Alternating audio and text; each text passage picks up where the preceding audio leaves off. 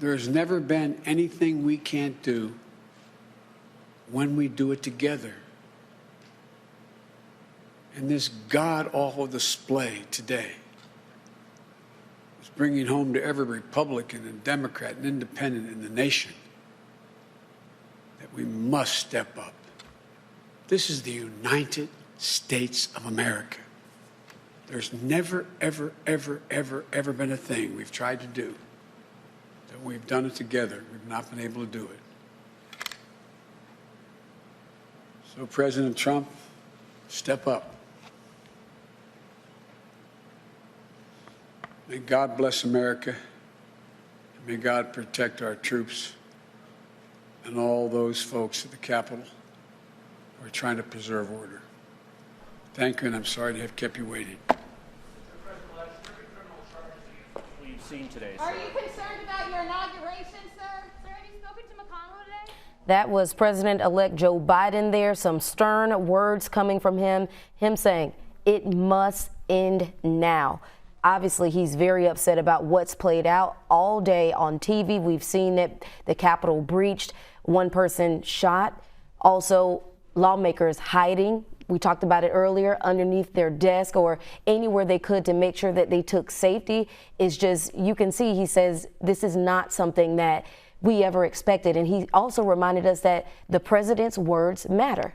They do, and I think his most powerful quote for me, Brittany, was, "This is not a protest, this is insurrection."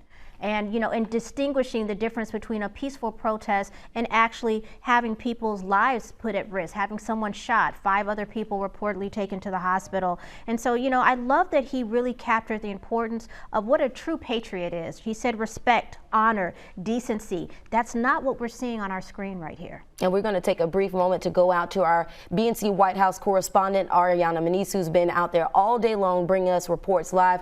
Ariana, what are you seeing right now? Yeah, so at the moment, the crowds are not as thick as we saw when you guys first came out to me. Now we're seeing these crowds walk away from the Capitol. We're seeing them head towards Union Station, and that's the spot where we are seeing them leave the city. We do know that D.C. Mayor, she has put a curfew in place set at 6 p.m. Now, throughout the day since we've been here, we've seen a number of EMS vehicles pass us. The sirens have been blaring throughout our time here. As you can see, we have the fire truck passing us. Of course, a number of Trump supporters, they're still in the city. As you guys saw this scene play out. Actually, I want you to take a look down the way. You can see police in SWAT gear walking towards us at the moment. We do know that Capitol Police, they called for backup. We've seen police presence from Fairfax, that's in Virginia, which is right next to DC if you're not familiar with the area.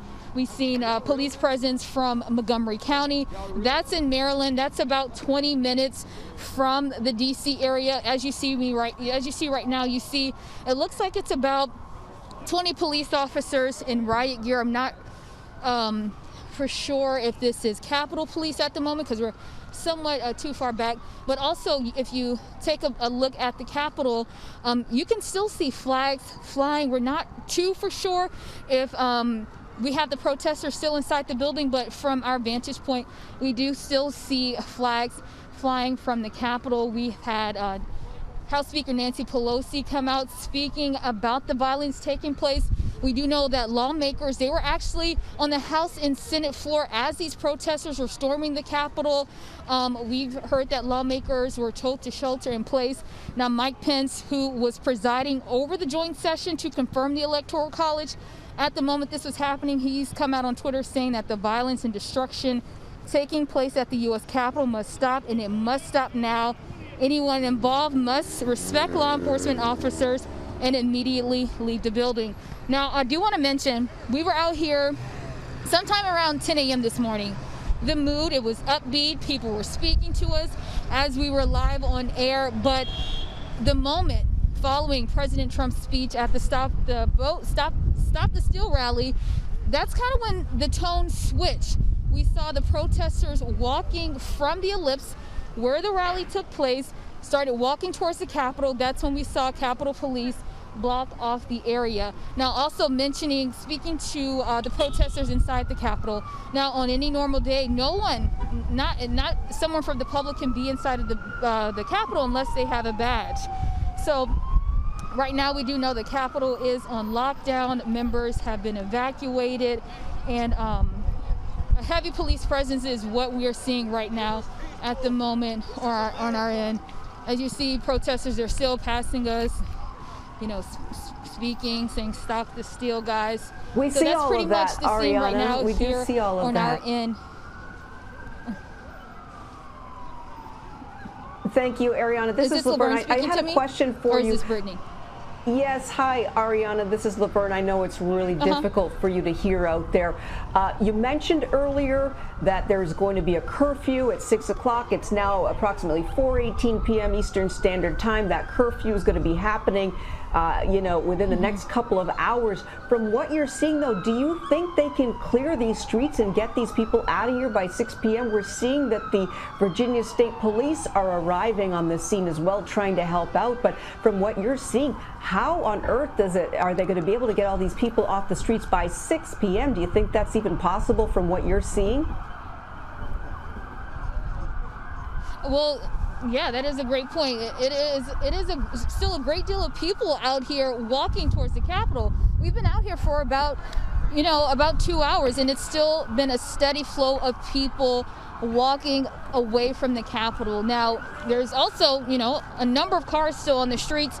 As you hear in my audio, you still hear, the blaring sound of sirens. So that is a good point. They have no choice but to leave because we do have a curfew in place. Everywhere you turn, we have roads blocked off. Each direction you go on the streets, you see police sirens. You see military-style police vehicles throughout the city. So we do see it's all hands on deck at this point. And where you are, Ariana, is there other press where you are, or is the press sort of scattered everywhere?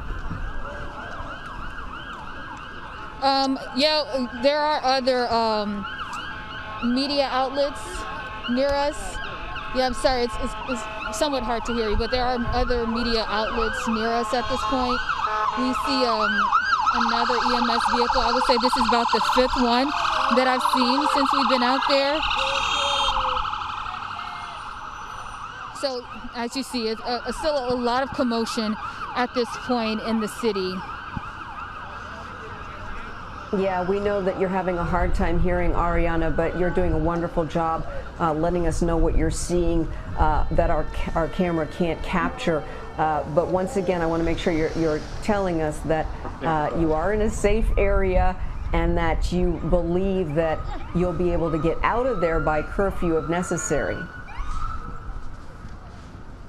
Yes, we definitely will. Our team has been out here. We've been pretty safe. We have, made sure we watch each other's back, but things have been, where we are standing, it has been calm. As I mentioned earlier, we were at the Capitol, at the steps where the protesters stormed the stairs, and in about 20 minutes, we saw these images coming out of the protesters clashing with police. So just speaking to how quickly the tone shift following the president's speech, following Vice President Mike Pence coming out saying that he will go ahead with this confirmation process, Laverne.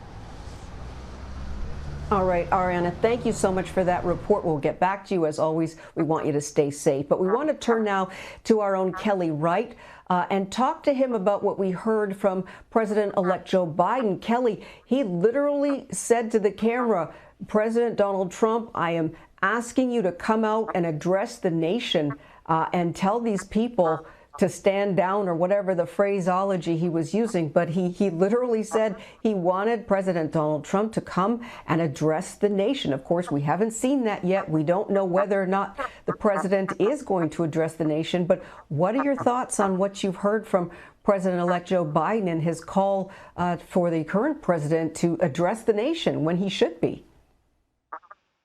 Well, Laverne, first of all, I applaud President-elect Joe Biden for his words that are words of reconciliation, actually, trying to be more conciliatory and bring people together, to bring healing together, which is what he wants to do.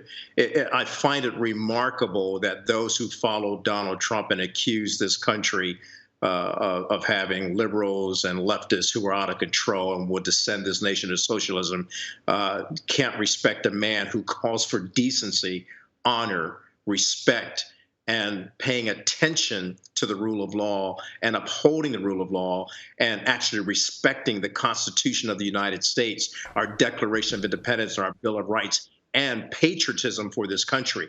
I think he called out Donald Trump the right way, with the right tone. The question is Donald Trump man enough and courageous enough and bold enough and humble enough to be a leader that serves the people and not his own selfish interests? Kelly, I'm actually seeing some reports, breaking news, that President Trump is addressing the rioters. It looks like it's some sort of videotaped message. I'm trying to get confirmation on that, but apparently President Donald Trump is, in fact, addressing those protesters, asking them to be peaceful. So we are trying to get that for you now on the air. But Kelly, it looks like maybe I don't know if he heeded the words of President-elect Joe Biden, but suddenly we have some sort of message here to the nation from President Donald Trump. We're trying to get that. He's telling them apparently it's time to go home, quote, it's time to go home. He is addressing the rioters, apparently. So we are going to be getting that video for you shortly. So, Kelly, he's finally speaking to the nation, 4:23 p.m. This has been going on since 10 a.m. Well, Laverne, my point is he's not speaking to the nation. He's speaking to his followers. And to President-elect Joe Biden's point, he should be speaking to the nation because he has offended the good citizens of this nation. And I get a little emotional about this because, again, if those were Black Americans and brown Americans on that street, I just saw on Twitter a young man who said, I stood out here with fellow Black men about a year ago, and we were all dressed in suits, walking up the steps of the Capitol, and the Capitol Police met us before we could even get to the top to just say we appreciate America. And yet, someone has to do an investigation to find out who was complicit in letting these people storm the United States Capitol with the whole world watching. Was it members of Congress? I don't know. But I know from a good friend who's right now locked in a congressional office stating that Trump is who he is. It's who he is. But the people who should really be blamed for this are those Republicans who allowed this president to continue to do this. We have to address that. Republicans and Democrats and independents alike, we have to address our political speech and our political talk. I like the way that President-elect Joe Biden ended his statement when he was echoing the words of Abraham Lincoln. He said, our words really matter. And on my show just Monday, I said our words really matter. I quoted President John F. Kennedy, who said, ask not what your country can do for you, but what you can do for your country. And then I directed it towards President Trump and said, Mr. President, where were you when John Kennedy said that? Are you asking your country what you can do for them? Or are you asking your followers, just like he's doing right now, according to this report, of talking to his followers who got into a situation where now someone has been shot, people hurt, people locked in their congressional offices? Is he asking people to serve his needs, or is he asking, as the leader of the United States, to serve the needs of the people?